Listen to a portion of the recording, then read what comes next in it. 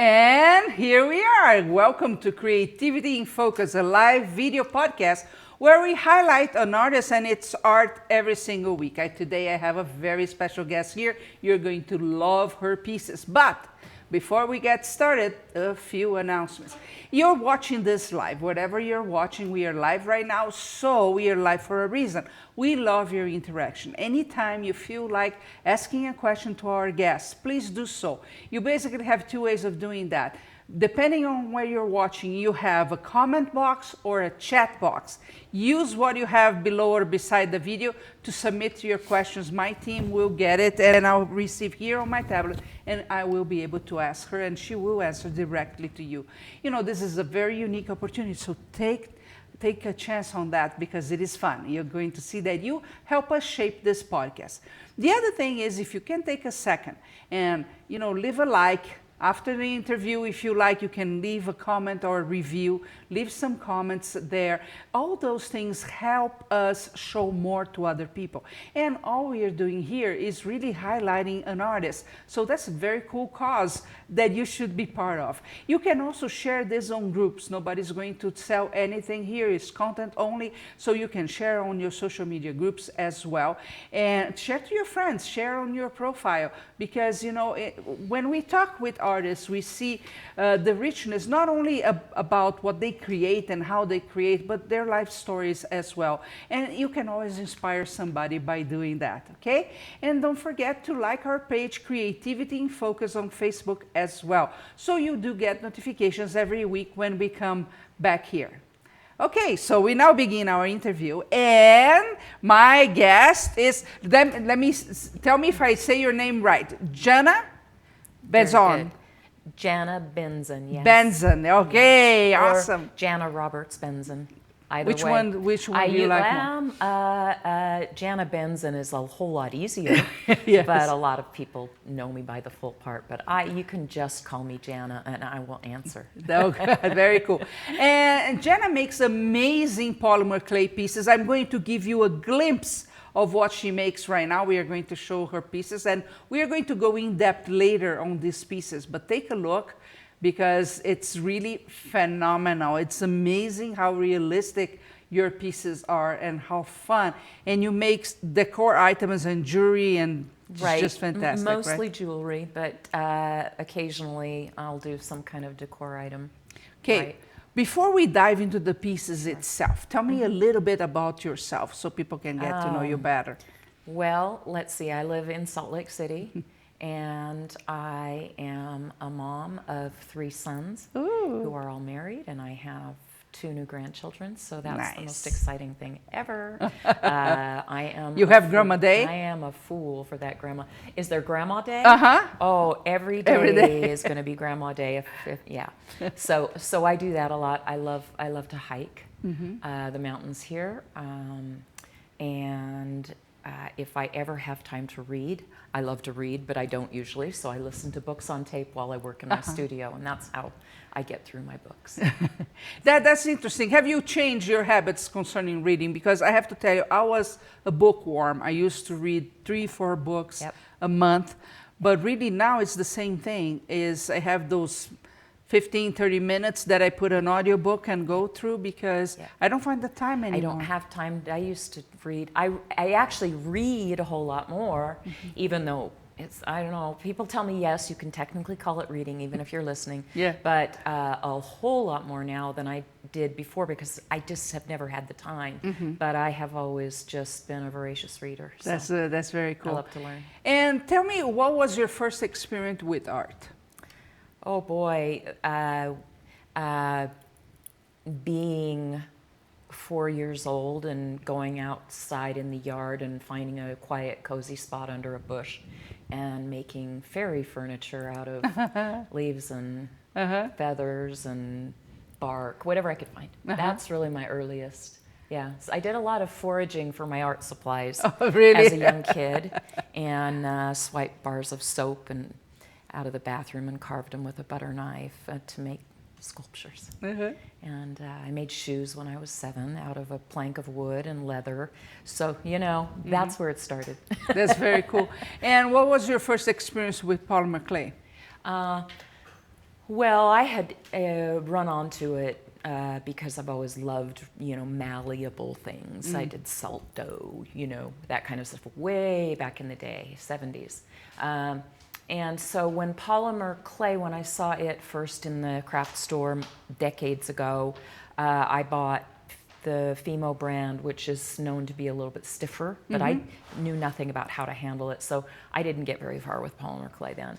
And then it was actually about it was October, it was Halloween of 2004 that I really found it, and it changed my life. So about 15 years ago. 15 years. And you're a full-time artist now, or? Yeah. Teacher and artist, yes. That's very cool. Yes. That's very cool. Yes. And remember, this is a live podcast, so if you have any questions for Jana, please use the comment box or the chat box wherever you're watching, and I'll ask the questions directly to her. Now, let's talk a little bit about the pieces that you brought. So first, the ones we have on the wood panel there, the three little guys. Little guys, yes. Okay, first tell me what they are. Okay, well, they are all three brooch pins. Brooch, tomato, tomato, whatever. And they are all really earthy, nature-based. And the thing that I wanted to accomplish when I first found polymer clay, because I'm such an outdoors person, is that I wanted to be able to create something like this that has the mushrooms, the pine cone, the birch twigs, but I just didn't have the skill set. And so it was a couple of years ago that I finally figured out how to do it using just the colors of polymer clay and not paint to achieve the different details. Only polymer clay? Only polymer clay. Okay. Yeah, there's no paint involved at all. So anyway, I use lots of different techniques to make these different things and to get these really fine grasses up here in this kind of fantastical little, I call it a still life is the name I gave that one. This one here over on the other side, furthest from me, I call it strata because the lines that you see in it really have the feel of the strata you see down in the southern Utah and Red Rock region of earth, and really the lines. And that was kind of the inspiration for that. That's phenomenal. Tell me, how long does it take you to make one piece about that size? Well, all told, something like that would, there is always prep work, and so I would say 4 hours if I needed to just sum it all up, into right. So that's what. Yeah. That's phenomenal. Now, tell me one thing. You told me you like to hike, and you hike around Salt Lake. Yes. Do we have many mushrooms? We do. We do, because it's such a dry weather. Right, but up in certain areas we really do, and we have a great variety, and there are mushroom clubs here in town, in Utah, and several here, I believe, right in Salt Lake City. Wow. I keep saying I'm going to go join one and go out mushroom hunting sometime, because I would love to do that. But yeah, I actually know of an event coming up. Oh, you do? I think next. Yeah, because. Well, mushrooms, they're very important for your health as well, right? Yes, so yes. I'm kind of a tree hugger. I'm always looking into natural stuff. And we need to go out together sometime. Yeah, I just don't know how to forage them. Right? But if you go with a group. Now, you said that, a couple of years ago, you figured out how to create this hyper-realistic look just with the polymer clay, right? Before that, what were you doing? When I started with polymer, I really jumped into cane work because that was just magic to me. And that was the first thing that when I saw it in a book on Halloween of 2004, and the thing that jump-started everything, that's what I saw was cane work, and I was like, what is this magic? So I really jumped into doing that and poured myself into learning everything that I could, and recorded a pretty long DVD on the topic, and develop my own little ways of doing caning and reducing a cane, and so I've really focused on that for the first several years after finding Polymer. And then I moved on to doing what I called my cut work.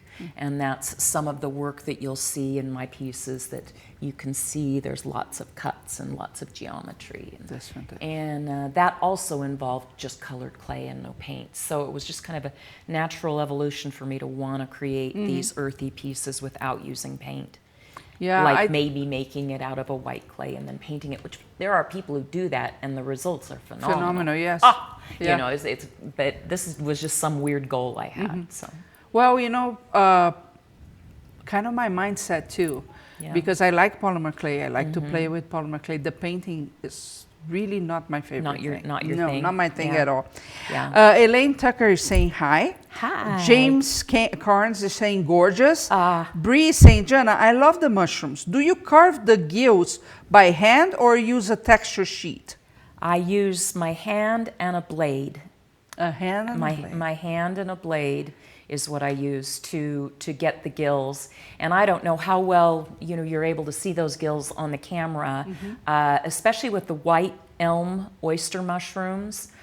Those have a really interesting gill patterning on them, and that might be what you're seeing. And that is from just by hand, and it's these white ones here on this back side are very heavily sliced to make a has gill an amazing pattern. texture. Right.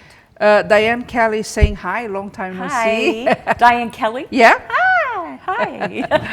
Now let's talk a little bit about this big piece. So, Yes. and I know you have a story around it, but how durable are these? Because I feel afraid of touching it. Yes, and my shtick, if you will, has been that I want to create things that look super delicate, but in reality are not, and that are very durable. And anybody who knows me, Diane, anyone who knows the way I work, it's the brand of clay that I use that I credit for me being able to make a lot of the things that include these really fine little grasses down in the grass pieces. in this piece is and amazing. They're just, delicate, tiny little things, and yet super durable. These things have gone around the world with me several times.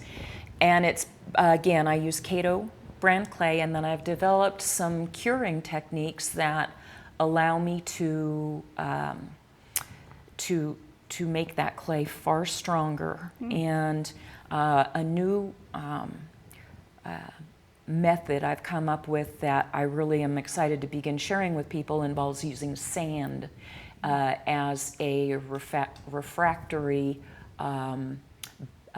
bed to lay your items in when you cure, and it reflects the heat off onto the piece and makes it even stronger. So there are lots of things you can do. That's very cool. And so that's why it is very durable. I'm familiar with the brand, but what do you like about it? I've never used it. I'm familiar, but never used that Well, brand. I'll tell you what most people don't like about it, and it's understandable, is that it can be really hard to condition. Okay. So it's harder than Fimo.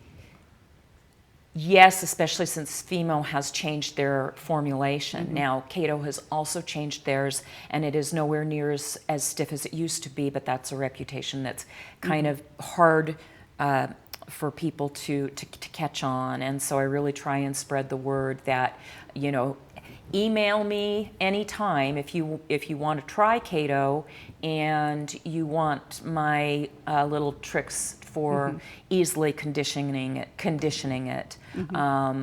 And once that's done, I love it because it has a really kind of a rubbery body to it. So it doesn't pick up, say, fingerprints as quickly because it has this bounce back thing. I say bounce back. I don't know if that makes any sense.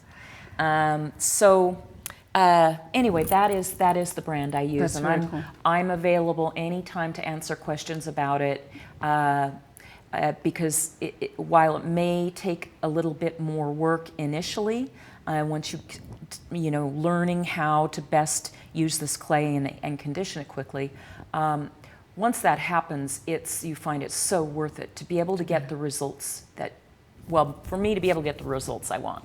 So in a piece like that, like the big one, you could ship this piece if necessary. Oh yeah, amazing. Yeah. Now you told me there's a story behind this piece, Well, right? and it's not anything, it's not a big story, but I was up hiking, and I was coming down the trail, and this piece of bark here. This is not clay. The bark is a real piece of bark, and it had fallen on the ground, and I probably could get arrested for having decided that it needed to come home with me, but I did decide that. It's cottonwood bark, right? No, this is, I believe it's a fir. It's a fir. Oh. And anyway, the minute I picked it up, I thought, oh, I need to do something. This calls for something cool. And I don't know, eventually I thought mushrooms, and it just started me down the path of making different mushrooms, all because of this piece of bark. That began the whole thing. So that piece started everything. It did. And these mushrooms are all patterned. They're all, as close as I can get, mimicking very specific mushrooms. So you'd have crimini mushrooms, or crimini, reishi, shaggy mane, psilocybin, those are the ones anyone from the 60s knows about, and then white elm oyster mushrooms. Well, I know crimini, oyster, and there was another one that is Psilocybin. They're very good for your health. Yeah. Yeah, they are. Well, yeah, it's amazing. Mushrooms are very good for your health. They really are, and they're quite fascinating the more you learn about them and how, they speak to each other basically, and they feed off of the, the roots and of this. It's a symbiotic relationship the mushroom has with whatever it is kind of feeding off of. And so they are really fascinating. Now, you started with that piece, and that moved to jewelry and other pieces, right? Well, this started the piece with the mushrooms. Started the mushrooms, and then it led me to this, and then I went to this. And so, it just kind of is this evolutionary thing with some little branches going off different directions. Yeah. Now, let's talk a little bit about your professional side. So how do you put your pieces in galleries, stores, bazaars? What's your process? I have spent, my focus from the very beginning has been on teaching, and that's what I just always knew instinctively that I wanted to do with this, and so I jumped right into teaching. And so by doing it that way, the benefit was that it really helped build me as an instructor, and I got to travel around the world and meet the best people ever. So many lovely people I love so much, and I always say I want to take everybody home with me in my back pocket so I can have, they're all over the world. I want them here, or with me. Anyway, so I began with teaching, and by doing that, I didn't really spend a lot of time making things to sell, except for to my students as I traveled, and they have always supported me so well, and I'm really appreciative of that.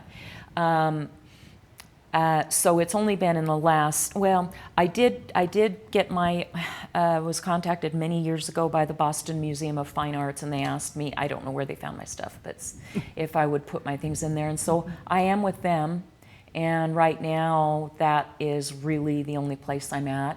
And then I'm doing lots of them, like the Utah Arts Festival and places like that. So you do some shows here? Since I've cut back on my teaching, when I knew I was going to have 2 grandbabies coming, I knew I wanted to be home more because I was gone all the time for 13 years. Yes. And so I really tried to change things a bit so I could stay closer to home.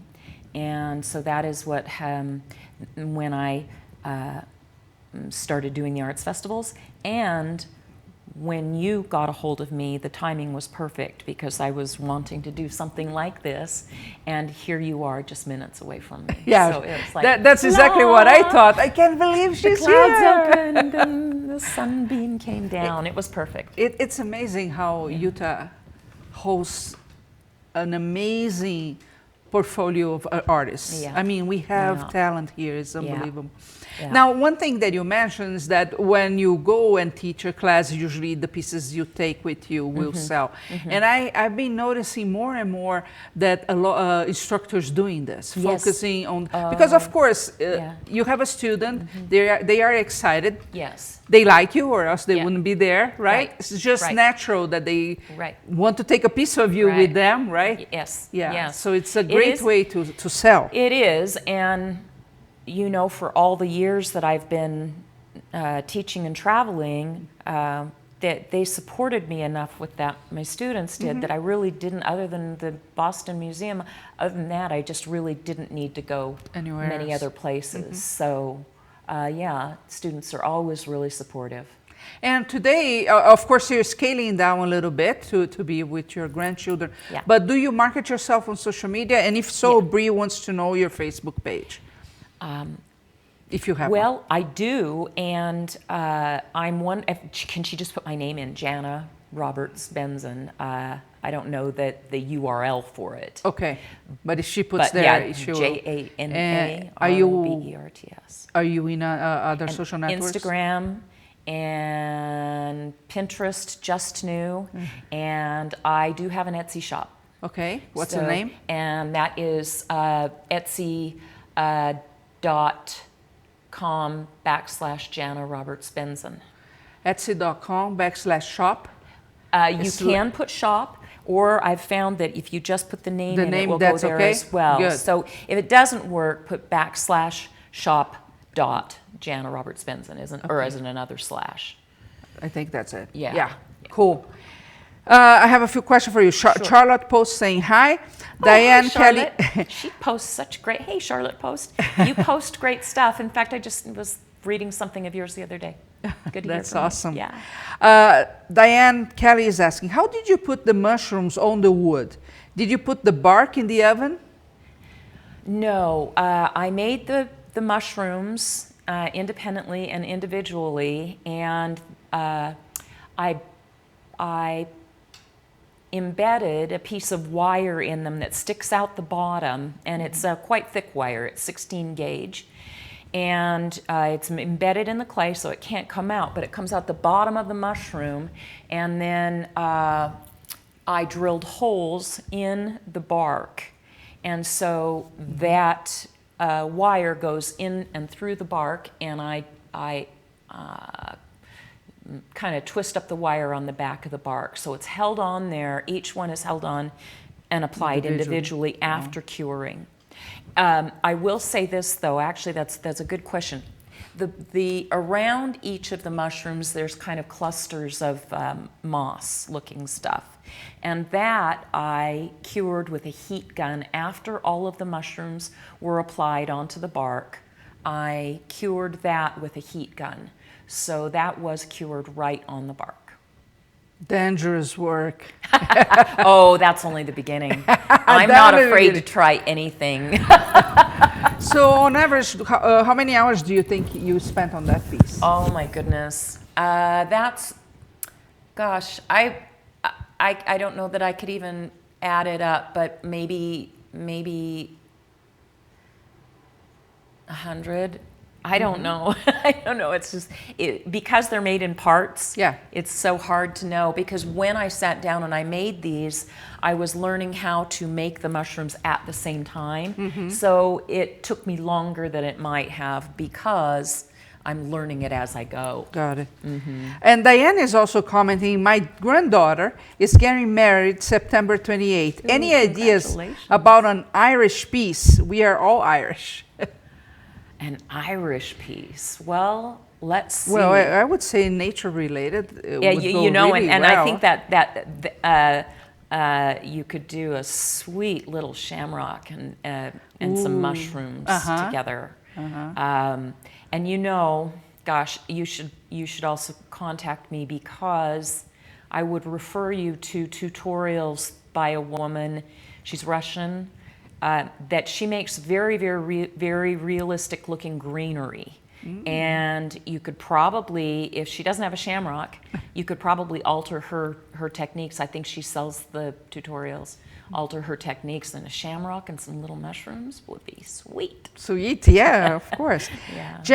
Jana, last night at the Las Vegas Polymer Clay Guild meeting, you were referred to as a guru of polymer clay.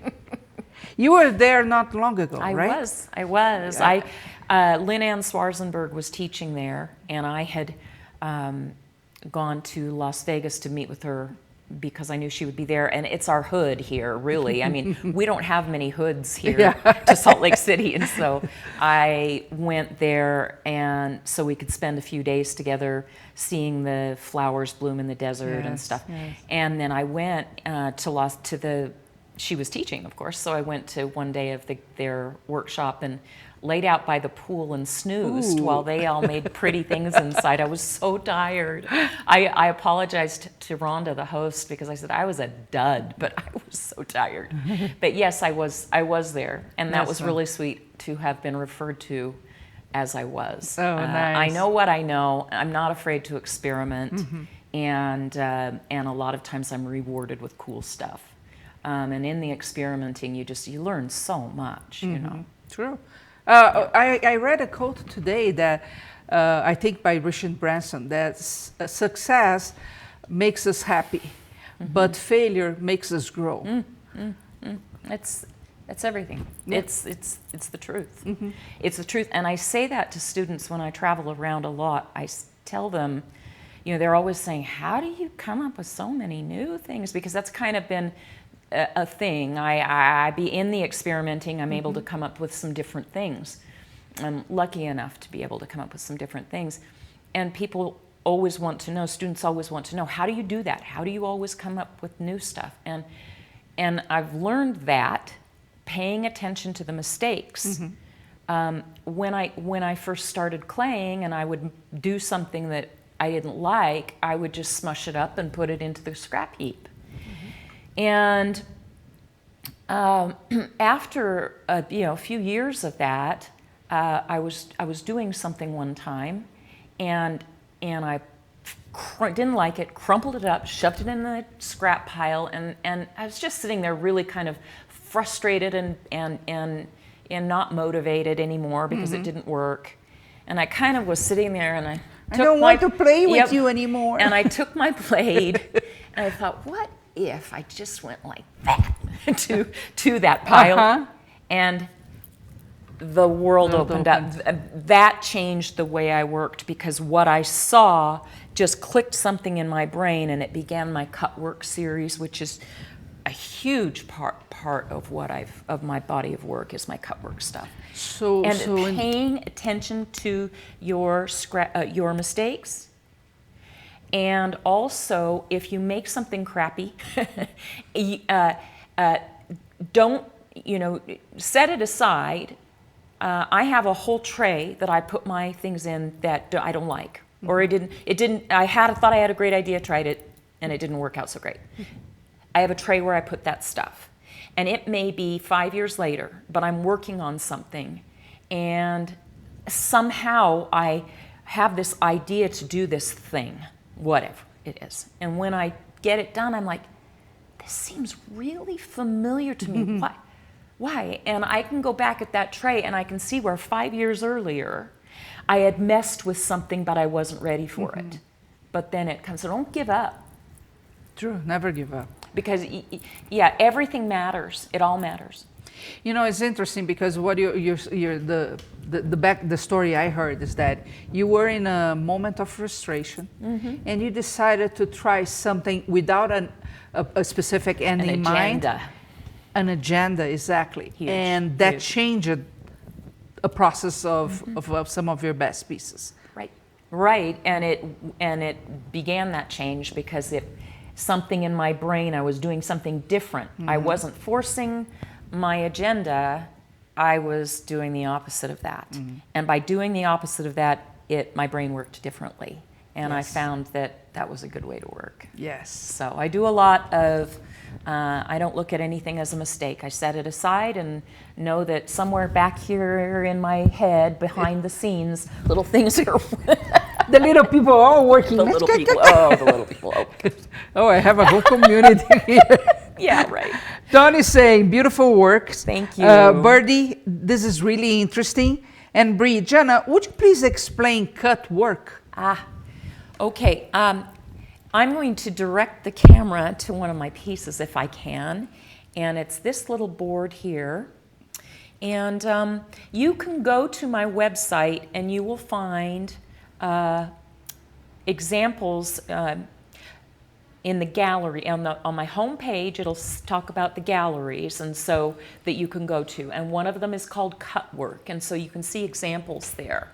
We are going to give a good close-up on that piece for you. Oh, okay. Give us a second. If you want to do that. Where I'm going is right over to this little green, there you go. Yeah. You can see here in this piece, if I hold it this way, look at the dimension of that. Gosh, look at that. Those little towers. And that is one representation of my cut work, but I'm going to rotate this just a little bit. The camera can stay right where it is. Yeah. I thought I could. This little twig right here, there we go. The twig. Yeah, that is also weirdly an example of cut work as well. This bark. I used some interesting cutting techniques to make that bark. So cut work involves a whole lot. The strata, the white strata I talked about earlier. I'll go ahead and set this down now. The white strata in the brooch pin that we talked about earlier that was shown. The pin on the far. Yeah, right. There you go. And it's this white. There you go.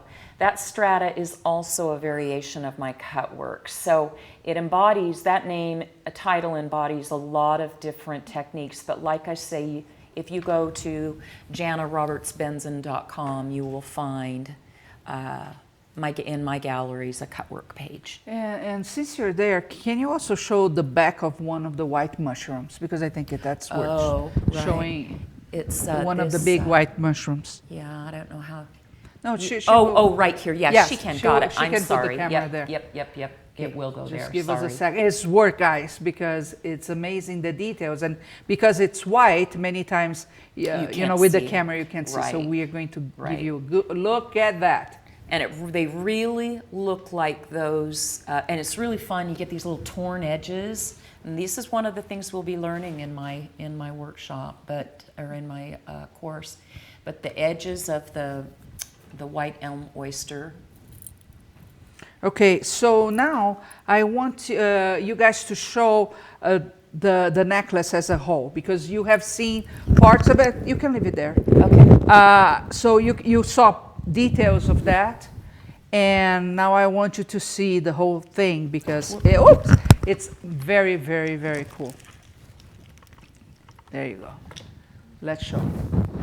Oh, fell again. It doesn't want to stay there. But now we can see well. I'm holding it. Yeah, well. There you go. It's just made. I called this. What did I call this? Piece. But it's just lots of different organic, textures, organic nature pieces, and I think it fell. Oh, did it? Okay, but we'll fix that for you. Okay. Yeah. Okay, so guys, if you have any final questions for Jana, this is a perfect time to send it out. Tell me a little bit about prices now. How do you sell your work? Pricing is always the most difficult part. And everybody, I think... Oh, your microphone pointed for your mouth. There you go. Is that what I'm doing wrong? I think it's okay. Right, maybe. I think we're fine now. They will yell at me. Okay, yell at me too. I'm not good at this stuff. Oh, you are. You're fantastic. Yeah. Okay. So tell me how you price your things. Pricing. Is this good? It's tough. I typically will just decide on the hourly wage that I kind of feel like I want to be making. Okay. And then try and keep track of how much time it takes me to make a certain item, and take that into, and then I may then look at how many hours it took me and see that that item would be $1,000. And so I say, no, I can't do that. So I'm going to have to knock something off there. But typically that's how I try to do when I'm working with production pieces and making items to sell, is to, decide what I feel like my time is worth per hour. And then, people need to remember, if they're selling their items, to be sure to build in, cover everything. If you're trying to do this to make an honest little living, it's easy for us to discount our worth, the worth of the things that we make. Sure. And I'm grateful for my sons, because they're the ones who are always trying to get me to make sure that I get what I need to out of my pieces. That's good. That's good. Because I know there are many polymer clay artists out there thinking, no, I can't sell at bazaars at the end of the year, but I could never make a living out of that. Do you think it's possible? Well, it's a lot of work. And in 2019, I'm not sure that it is super realistic. Probably you could if you lived with another person who could help pay the rent. But yeah, it would certainly help augment an income.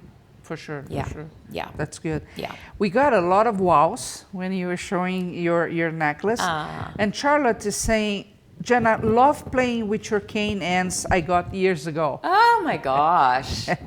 How many years ago? That was a long time ago. Oh, really? Because I don't think I've seen Charlotte in many years. Oh, look at that. So, good for you.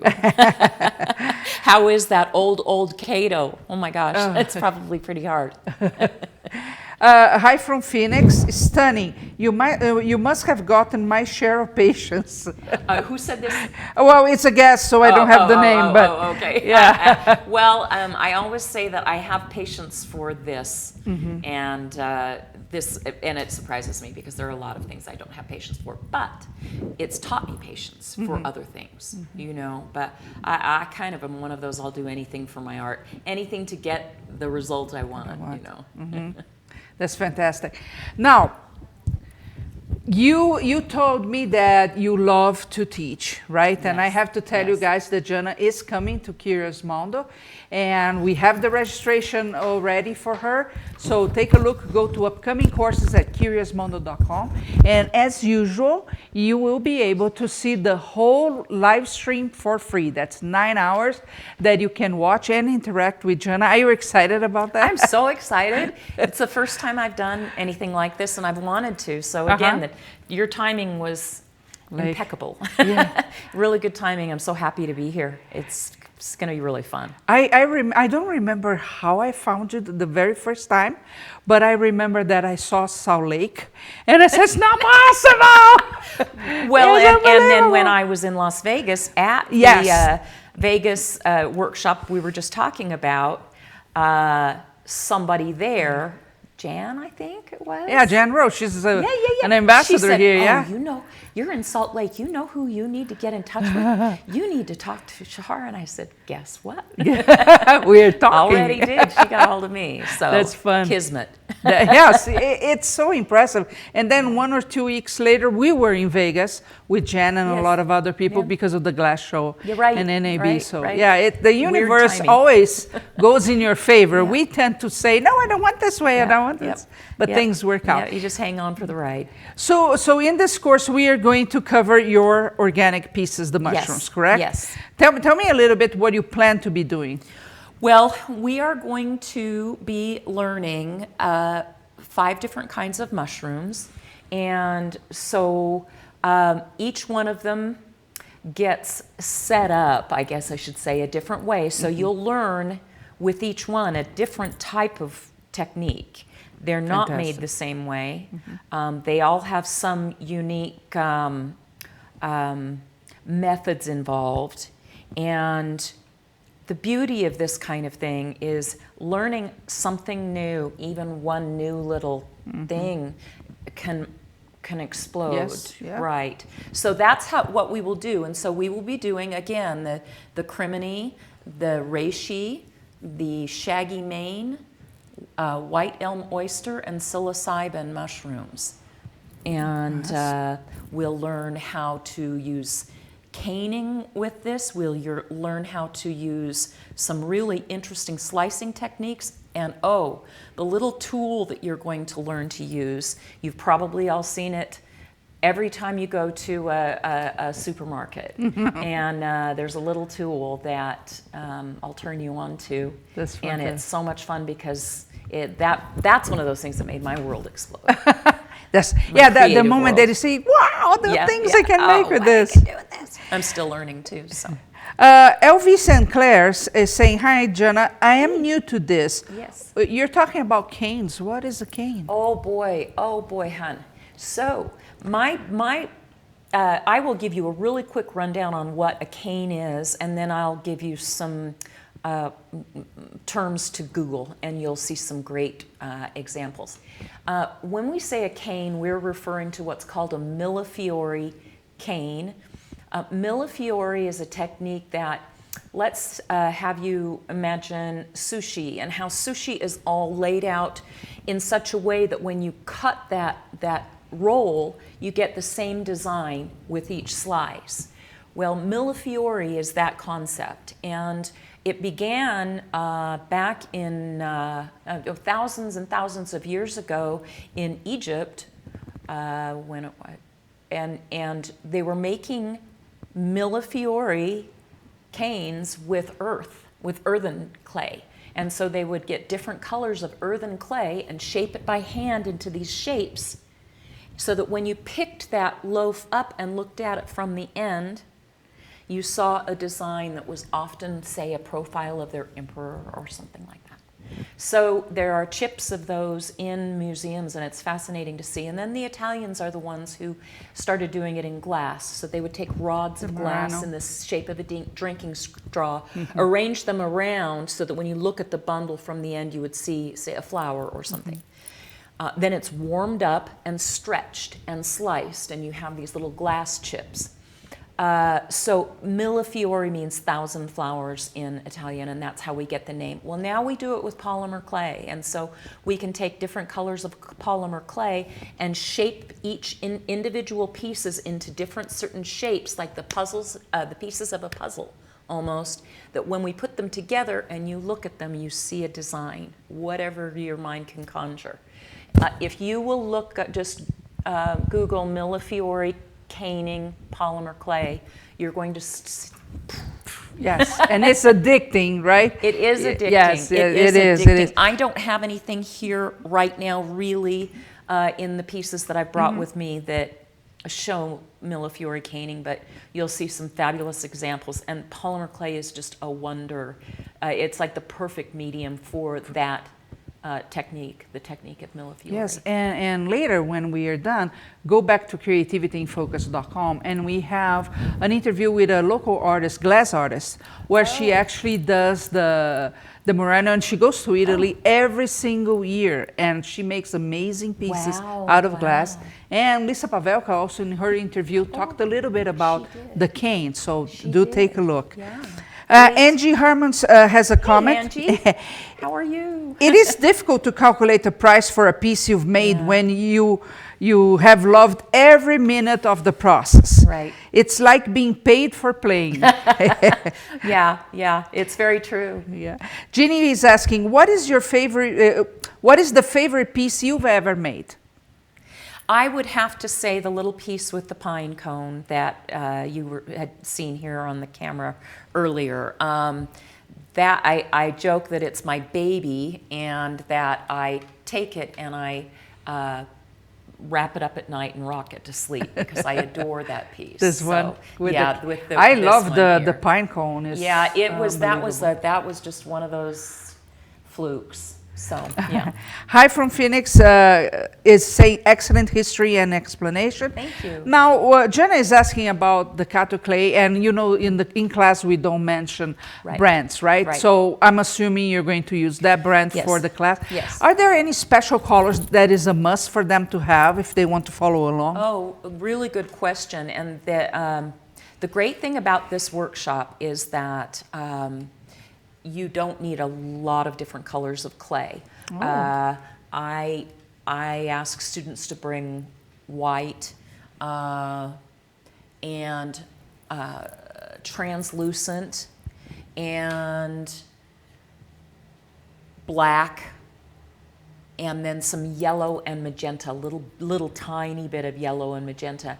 And I think that if you don't have Kato clay, but you want to, of course, do the mushrooms, you can use the brands that you would like. I get a better result, all of the cutting that I do, all of the maybe making those gills on the back of the oyster mushrooms that I talked about, those will be a little easier to do in Kato clay because it has such a, as I've said, a kind of a rubbery, not sticky consistency, and it has a really great body. Sometimes if the clay is a softer brand like Primo, which is a fantastic clay, but the blade might get a little sticky as we work with it. But it certainly can be done, and I will give people tips during the course as to how to work with other brands if they're running into issues. So I would say black, white, translucent, some magenta, some yellow. A little magenta, a little bit of yellow, and some green. Yeah. Yes, the green. Always green. Yeah. That's very cool. Any final words, Jana, for people that are thinking about trying polymer clay and starting this journey? Do it. If you're interested in it all, from my view, anybody who's been interested in it is addicted once they start doing it. Because I always say it's like the earth, and how, mythologically the earth is a ball of clay that was formed and shaped, and we were too. And so I say it's the ultimate creative medium. Because it's a nothing that you can turn into some pretty fantastic stuff, and it's so rewarding to be that kind of creator, where you take a lump and make it into something. The rewards are so great, and I think that's probably why it's so addictive. Yeah. So I would say it doesn't hurt to buy a few blocks of clay and a roller and look up some really simple tutorials and get started. It'll go from there. Yeah. It's really, it's unbelievable. If there is a medium that you can say endless possibilities, I think the polymer clay fits that category. It's really true. And there's something really gratifying for me about being able to work in dimensionality. I just do much better. I'm much more creative if I can work in dimension than say flat. Yes. So yeah, me too. Yeah. That's why painting is not for me. Yeah. That's fantastic. Well, I am really excited. Hi from Phoenix is saying, I am not a polymer clay person, but I'm gonna be for this shows. Yeah. Yay. It's going to be addicting. It's a new journey. Thank you so much. Yeah. Once more, if people want to know more about you, where can they go? My website has a little about me page and so forth, and if you go on to my Etsy shop and poke around, I've got some little stories in there, and if you Google me, you'll see stuff everywhere and some interviews I've done.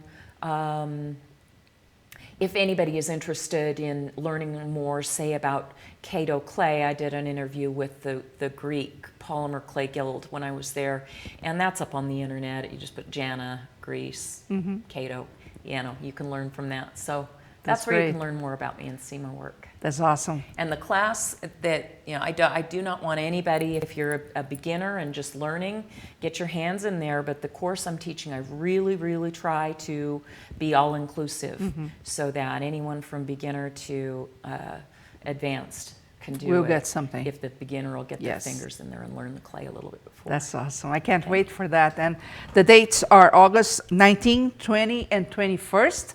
I can wait for that. We already have the registration page. And remember, the course, you can watch for free the whole course. So why not? That's a great chance of being here, being with Jana, asking her questions, interacting, and helping shape everything. This is how we like, right? It's like clay. We all touch and build something out of that. And that's what's so fun. Great. Yes. It's beautiful. Well, thank you so much for Thank being you. here with us and of course interacting with us. This is a podcast, which means that it stays whatever it is, plus all the podcast directories. So if you know of somebody that could be inspired by Jana, this is a fantastic opportunity for them to say, hey, come and watch this podcast. It's really amazing. There is this artist that makes this unbelievable mushrooms and organic pieces. Come on over. You never know that by inspiring somebody, you may be changing Change their your life. lives. Change Don't you Lois' think? life. Changed mine. Yes, exactly. So do that, and I'll see you back here next week. Thank you so much.